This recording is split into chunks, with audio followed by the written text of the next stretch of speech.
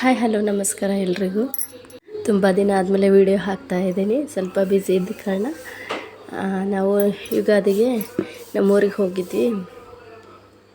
ಅಲ್ಲಿ ಜಾತ್ರೆ ಯುಗಾದಿ ಆದಮೇಲೆ ಒಂದು ವಾರಕ್ಕೆ ಜಾತ್ರೆ ಇರುತ್ತೆ. ನಾಗನಾಥೇಶ್ವರ ಅಂತ ಶಿವನ ಇನ್ನೊಂದು ಹೆಸರು. ಅಂದರೆ ಶಿವನ ಒಂದು ಮೂರ್ತಿ ಇರುತ್ತೆ. ಅದಕ್ಕೆ ಈ ನಾಗ ದೇವತೆ ಅಂದರೆ ನಾಗಮೂರ್ತಿನ ಶಿವನ ಮೇಲೆ ಇಟ್ಟಿರ್ತಾರೆ. ಹಾಗಾಗಿ ನಾಗನಾಥೇಶ್ವರ ಅಂತ ಕರೀತಾರೆ. ತುಂಬ ಪವರ್ಫುಲ್ ದೇವರಿದ್ದು. ತುಂಬ ಗ್ರ್ಯಾಂಡಾಗಿ ಆಗುತ್ತೆ ಜಾತ್ರೆ. ನೋಡಿ ಲೈಟಿಂಗ್ಸ್ ಎಲ್ಲ ಹೇಗಿದೆ ತೋರಿಸ್ತಾ ಇದ್ದೀನಲ್ಲ. ಹಿಂದೆ ಒಂದು ಶಿವನ ಲಿಂಗುನ ಅದಕ್ಕೆ ಮೇಲೆ ನಾಗಮೂರ್ತಿನ ಇಡಿಸಿರ್ತಾರೆ. ಹಾಗಾಗಿ ನಾಗನಾಥೇಶ್ವರ ಅಂತಲೇ ಹೆಸರು ಬಂದಿದೆ. ನಾವು ಬೆಳಿಗ್ಗೆ ಇಲ್ಲಿ ದೇವರಿಗೆ ನೈವೇದ್ಯ ಮತ್ತು ಕಾಯಿ ಹೊಡೆಸ್ಕೊಂಡು ಹೋಗಿ ಮತ್ತೆ ಸಾಯಂಕಾಲ ತೇರು ಇರುತ್ತೆ. ಸಾಯಂಕಾಲ ಮತ್ತು ಇನ್ನೊಂದು ಸಾರಿ ಬರ್ತೀವಿ. ಬೆಳಿಗ್ಗೆ ಬರೀ ಕಾಯಿ ಹೊಡೆಸ್ಕೊಂಡು ಹೋಗ್ತೀವಿ.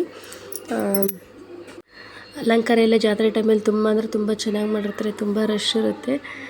ಬೇಗ ಬಂದಿದ್ದೀನಿ ನೋಡಿ. ನನ್ನ ಮಗಳು ಆವಾಗಲೇ ಎದ್ಲು ಸ್ನಾನ ಮಾಡಿಸ್ಕೊಂಡು ಕರ್ಕೊಂಬಂದಿದ್ದೀನಿ. ಅದಕ್ಕೆ ಸ್ವಲ್ಪ ಡಲ್ ಇದ್ದಾಳೆ. ಅಲ್ಲಿ ಎದುರಿಗೆ ಒಂದು ನಾಗಪ್ಪನ ಮೂರ್ತಿ ಇದೆ ಮತ್ತು ಪಾರ್ವತಮ್ಮ ದೇವಿ ಟೆಂಪಲ್ ಇದೆ ಪಕ್ಕದಲ್ಲಿ. ಮತ್ತು ನವಗ್ರಹಗಳು ಕೂಡ ಇದ್ದಾವೆ.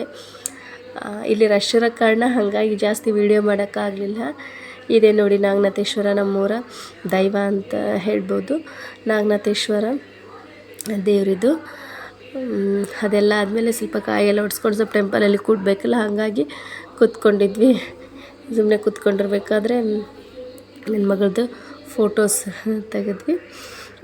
ಮತ್ತು ಅಲ್ಲಿ ಪ್ರಸಾದ ವ್ಯವಸ್ಥೆ ಕೂಡ ಇರುತ್ತೆ. ಅಲ್ಲಿ ಭಕ್ತಾದಿಗಳಿಗೆ ಪ್ರಸಾದ ಕೂಡ ಮಾಡ್ಕೊಂಡು ಹೋಗೋದು. ಈ ಹೂವಿನ ಅಲಂಕಾರ ಎಲ್ಲ ಲೈಟಿಂಗ್ಸ್ ತುಂಬ ಅಂದರೆ ತುಂಬ ಚೆನ್ನಾಗಿದ್ವು.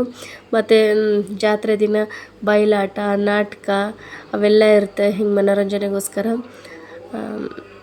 ತೋರಿಸ್ತಾ ಇದ್ದೀನಿ ಇಲ್ಲ ಫೋಟೋಸು. ಪಾರ್ವತಮ್ಮ ದೇವಿದು, ಇದು ನಾಗನಾಥೇಶ್ವರಂದು ಪಕ್ಕದಲ್ಲೇ ಇದಾವು ದೇವರುಗಳು. ಪ್ಲೀಸ್ ನನ್ನ ಚಾನಲ್ನ ನೋಡಿ ಸಪೋರ್ಟ್ ಮಾಡಿ, ಸಬ್ಸ್ಕ್ರೈಬ್